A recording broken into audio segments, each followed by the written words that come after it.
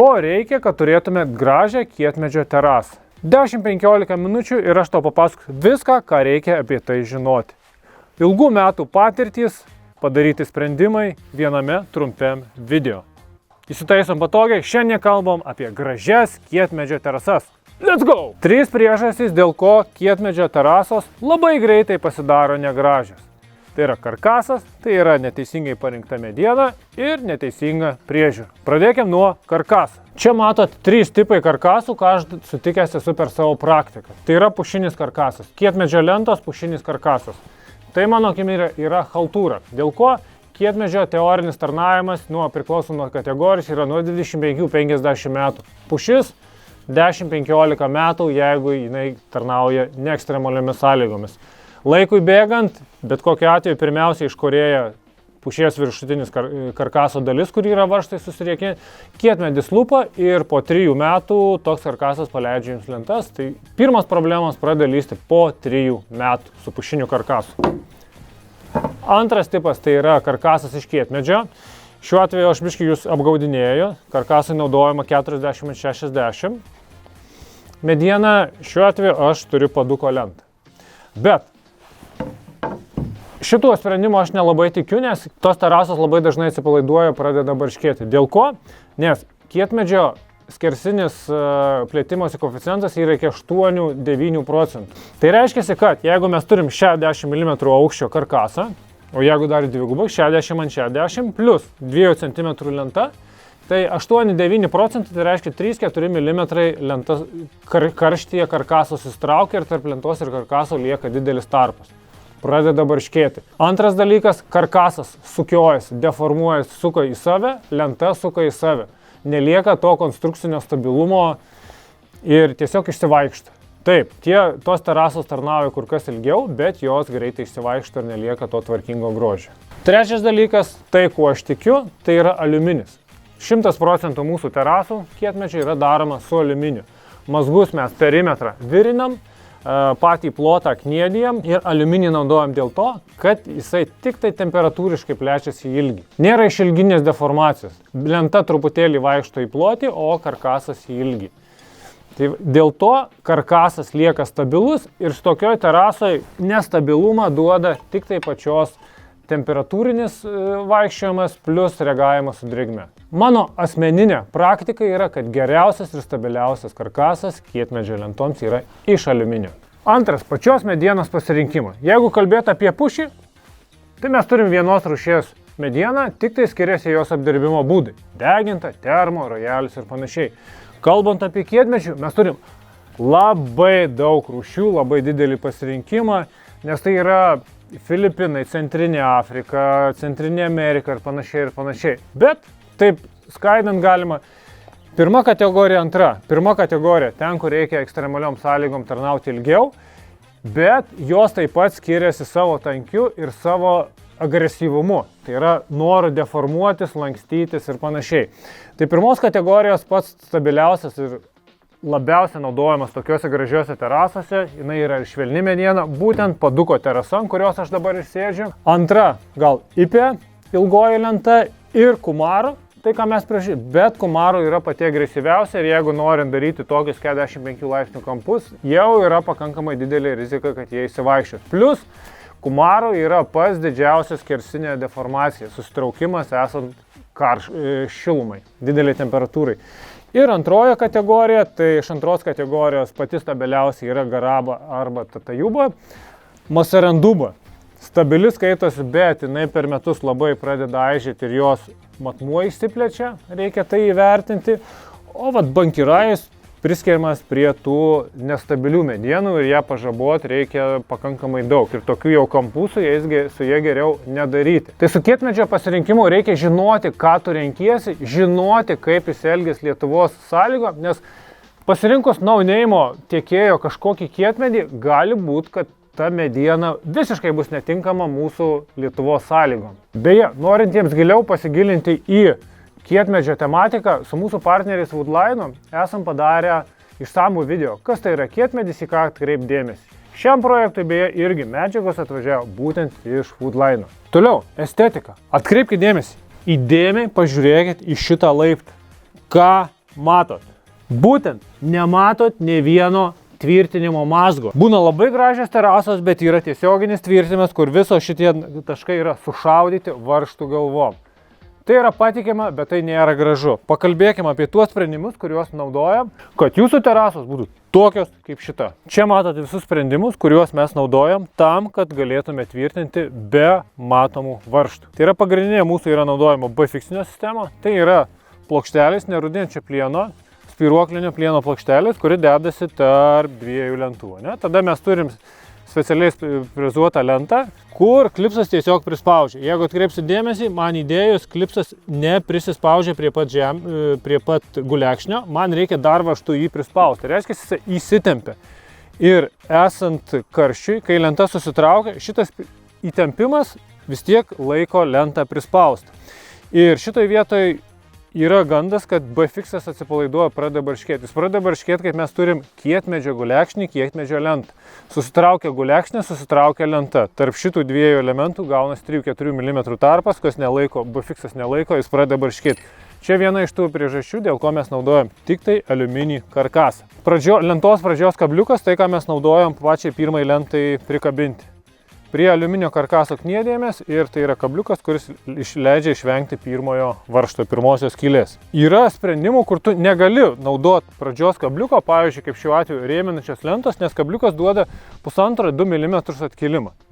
Ir kai darai rėminančią lentą, jis biškiai atkeila ir tas kampas nėra geras. Tada jau nenori, esi priverstas tiesiogiai tvirtinti. Arba ta pati situacija, kai šonėje lentoj. Nėra kaip padaryti kabliuko, tu esi priverstas daryti. Tai tokiu atveju mes ką darom? Mes frizuojamės į lentą skylę ir nerūdijančio plieno varžtu, skirtu būtent į metalą, aliuminio, 4,8 diametrų iš 45, sriegiam tiesiogiai. Dabar sriegiam taip, kad šitas varžtas kabintų net 2 sienelės. Kietmedis pakankamai stiprus, agresyvus medis, jisai brandolį plėš. Tai kad nenutrauktų, neištampytų šito mazgo, mes brėžiam per 2 sienelės. Ir tada yra frezos, kurių pagalba mes įsifrezuojam kamštukus, užkim skylę, užkežam, nupjaunam, sufrezuojam. Beje, grįžtant prie aliuminio karkaso, visi mazgai aliuminis kietmedis yra dengiama soft akustinė juosta. Tam, kad išvengt bet kokio barškėjimo. Dar vienas labai svarbus momentas – B-fiksinis tvirtinis aliuminis karkasas. Reikia naudoti būtent B-fikso nerūdijančio plieno varžčiukus. Esam turėję projektų, kai parinkus netinkamą varžtą, po 3 dienų mes ėjom ir visus varžtus pakeitėm. Į šituos. 1500 nuostolių tuo metu apturėjom. Neatsiejama estetikos tema yra rėminanti lenta. Kaip ją padaryti, kaip pritvirtinti, kad nesimatytų tų varžtų. Pirmas dalykas, mes turim profilius arba statmenais kraštais, arba pilnai B-fiksinius. O mums rėminančiai reikia, kad vienas kraštas būtų B-fiksas, kitas status. Nei toks variantas. Tai reiškia, yra 2 galimi variantai. Imi šitą lentą, nupjauni šitą kraštą, nubobliuoji, nufrezuoji ir gauni va štai tokią lentą. Matot, vienas rėminančio šonas, kitas B-fiksui tvirtinimas yra išlikęs. Arba kitas variantas, imi kvadratinę lentą, imi specializuotę B-fiksinę frezą, kurią irgi galima įsigyti Woodline, prafrezuoji ir pasigamini iš kvadratinės lentos. Bet, kaip matot, aš kalbu jau apie gamybą. Šitoje vietoje norėčiau pakalbėti dar apie specializuotos pro lygio įrankius. Frezą mes paminėjau, ne? Žiūrėkite, 3 frezos. Tai yra paprasta freza, kaina, kaip matot, 34. Čia yra specializuota tam, kad daryti sujungimus tarp 2 lentų. Kaina 81, B-fiksas 150 eurų. Freza, matot, koks kainų skirtumas. Tam, kad pro lygyje tu galėtum atlikti specializuotą užduotį. Ir paskutinis klausimas šitoje tematikoje, tai yra rėminančios lentos tvirtinimas. Mes tai naudojam aliuminių puskampių pagalba. Prie aliuminio karkaso mes kniedėjam aliuminius puskampius ir varžčiukais iš apačios tvirtinam rėminančią lentą vieną šoną, o B-fiksą, arba šiuo atveju, kadangi turim lauke, iš viršaus su kamštuku kitą šoną. Kniedimas duoda tai, kad aliuminis leidžia judėti savo kryptim, o mediena juda savo kryptim.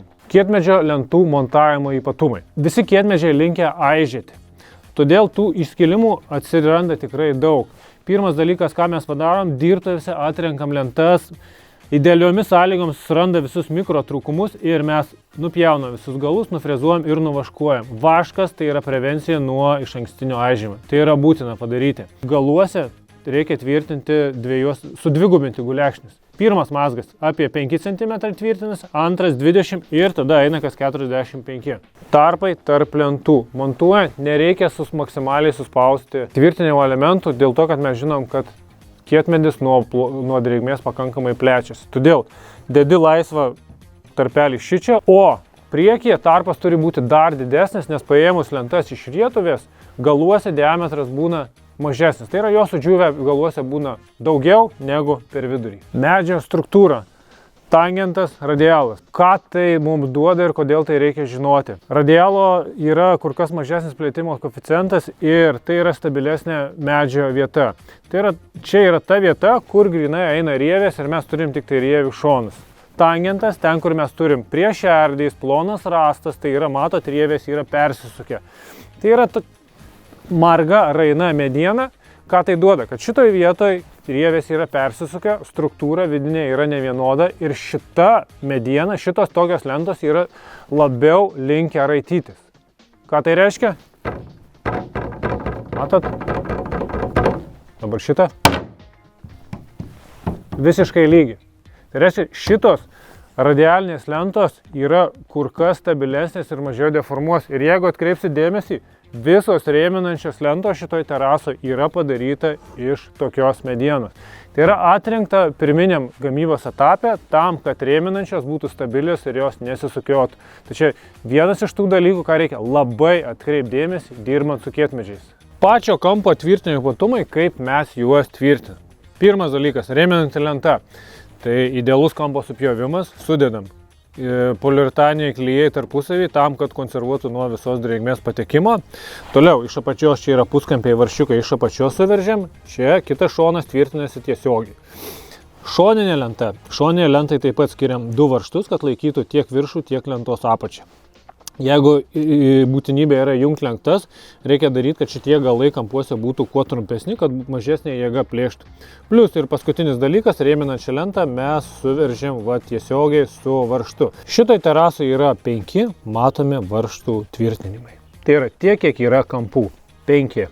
Kągi, mes jau žinom, kaip pasidaryti gražią kietmedžio terasą.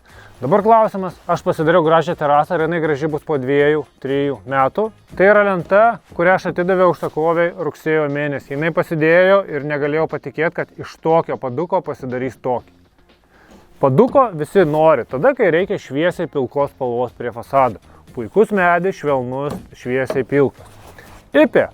Va taip atrodo ką tik nualyvuota ipė. O taip atrodo ipė po 2 metų. Jeigu jūs norėsit jos gražios, reiškia, jūs vėl turėsit nusiplaut, galbūt kai kurias vietas nusišlifuot ir nualyvuot bespalvę alyvą. Ar aš galiu nealyvuot? Gali, tada turėsit pilką terasą. Ipė iki 50 metų tarnavimas. Nuo saulės išdegęs paviršius traukia drėgmę, įtraukia taukus, įtraukia purvus ir jinai pradeda žaliuoti, pasidaro negraži. Bet kokią atveju tu turi ją plaut, kad būtų viskas faina. Dar vienas momentas – bespalvė alyva. Bespalvė alyva greičiausiai suvalgo saulę. Bet jinai gražiausiai išryškina kietmedžio pačią struktūrą. Klausimas, ar mes galim dažyti, alyvuoti su pigmentu? Kuo daugiau pigmento alyvoj, tuo jis atsparesnis yra saulės ultravioleto spinduliam. Bet tada mes gaunam tokią lentą ir iš to išraiškingo kietmedžio grožio nieko nelieka. Tas grožis lieka uždarytas po tuo pigmentu. Ir plus kitas momentas, intensyviai naudojamos zonos terasoje, kuri yra nudažyta su pigmentu, nusidėvės nevienodai.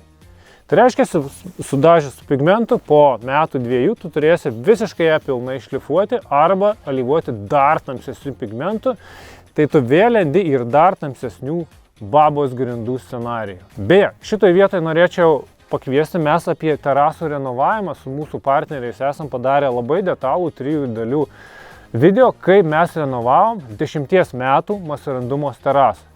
Šitas gabalas yra iš to projekto. Kam įdomu kietmedžio terasų renovavimas, alyvavimas, būtinai pažiūrėkit šitos video.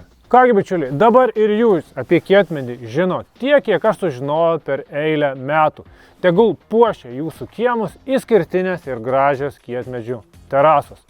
Būtinai pasiekit Statome jums paskyrą, nes čia jūs rasit daug naudingos informacijos norintiems įsirengti terasų. Palaikinkit šitą video ir pasidalinkit būtinai su draugu, kuris neturi dar terasos. Ačiū jums labai, iki!